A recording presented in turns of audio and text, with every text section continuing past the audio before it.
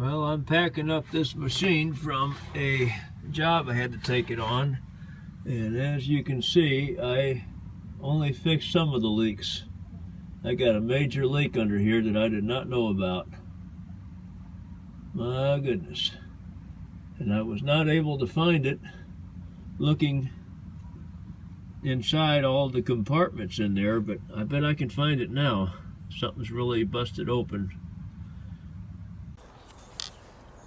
Well, I'm starting today on this mini excavator again because the two leaks that I just fixed, which was a hose here on the joystick, a couple of hoses in there that were leaking. One was leaking for sure, the other one was about to spring a leak, it looked like. Then I replaced the 2-speed valve on the drive on the tracks. That was leaking. And I used the machine yesterday, and when I brought it back, as I took a little quick video with my phone, it was leaking really bad underneath the thing. So I still got a leak. Still got this oil coming out of here on the turntable. The turntable drive motor looks like it was dry. I'm going to take the floor up. Again, I'm taking all these panels off all the way around, and I'm going to find out what is going on with this thing. We got a little moisture right here on the fuel line. I don't think that's going to be a problem. I don't know if that's a fuel line or if that's for the hydraulic tank, which is right here too. It's probably the hydraulic tank. Lifting up the floor pan here. This is my 2-speed switch, and of course that's an electric switch that apparently controls a solenoid someplace that sends a signal to open a valve to go to the 2-speed. Got this floor plate off of here, got this opened up, and I'm going to look in here. I might need a flashlight as well. That is my motor that turns the machine, that spins the house, as they call it, around. And it appears to be clean and dry on top. And I'm shining a light down here trying to see if I can find an oil stain. I see a sign of moisture down here, but not the kind of oil that I saw running out. So I'm going to do some snooping around down in here and see what I can find.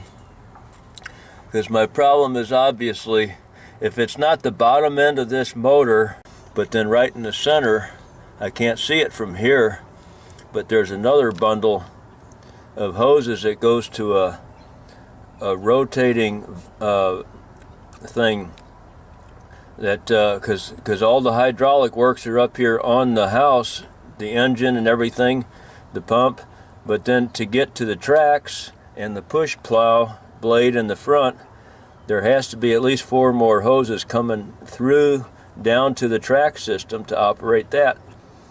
And there's a thing, a valve right in the middle, or not a valve, but it's a spindle. I don't know what it's called, but hydraulics go into it on top, and then they come out of it on the bottom, and it's allowed to spin around and around. That thing might be leaking. So I'm going to get in here with I guess I have a sea snake camera.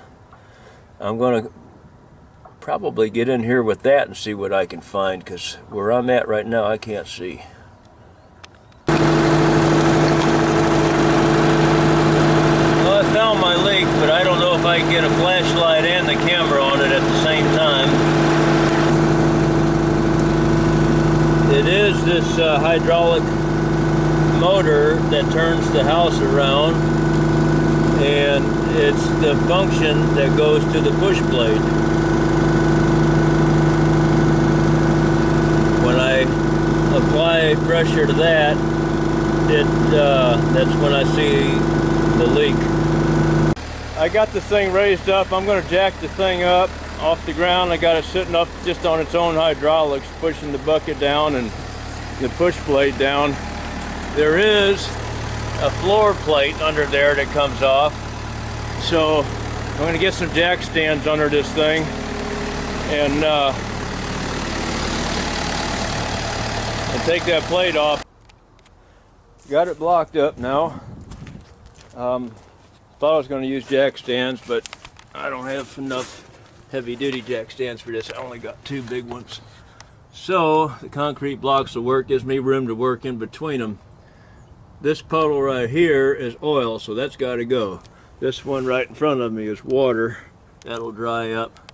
So I got to clean all this pan off. Looks like I see a bolt missing already. So I'm going to get that pan off of there and venture into unknown territory. I've never been there before. But it'll be interesting to find out what's in that pan and what all I have access to. Got this pan off the bottom here. It's going to take me a little while to clean it up. The pan was pretty heavy coming down. Looks like a piece of 3/16" steel plate, which probably make that 20-25 pounds, and an awful lot of junk on it. Be nice to get this thing cleaned out, find out what all we got going on in here. I've never been inside this plate before. This will be interesting, but this is obviously the way to go, and I thought it was going to be a really scary situation dealing with this thing, and it would have been if I had to do it from on top. I think I found my leak. I don't know if I can do this on camera. I'm going to try. But that hose right there is loose.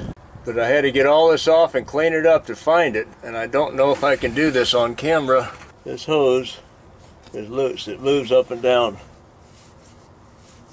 And some hoses have a swivel on them that are designed that way, but this one's not, because I can't show you on the camera, but the nut that goes into this motor is moving too. It moves too when I press on it. I'm going to put a wrench on that, tighten it up. I'm going to start taking hydraulic lines off up here. I took this one off. I'm going to start taking a bunch of hydraulic lines off up here and try to get to this loose fitting from up here. Maybe this is the right way to do it. I got it. Got the wrench on it and I tightened it down. I was able to get it from up here. Had to take a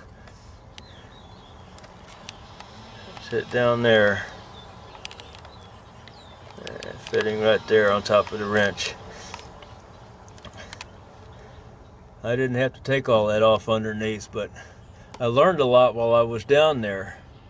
So we got this tight. That's all I needed to do is take a few lines off up here, then I could reach that. Now it's time to put everything back together. Got everything put back together except the floor plate and the belly plate underneath. Put my oil back in it, the oil that I drained out that I didn't need to. I put that back in it, and I'm adding some more oil because since I had a leak, I just put about a gallon or 2 in it. And I'm going to start it up and get that oil circulating, and then after it's been circulating for a few minutes, then I'll shut it down and finish filling it up and check it on the sight glass after that. I can't check it on the sight glass now because I know there's a lot of air in the system. No sign of any leaks. This hose right here is the one that was leaking. And we got that tightened down. It was loose, that's all it was. Boy, I'm thankful didn't have to buy any parts. I thought it was going to be this motor here. I was going to have to take to a hydraulic shop and get it resealed or something. But I'm blessed. It was only a loose connection, but it took me a long time to find out how to get to it so I could tighten it down. Have to get it from on top, just take a bunch of hoses off. Okay, I'm going to put this back together and call this a finished video. Thanks for watching.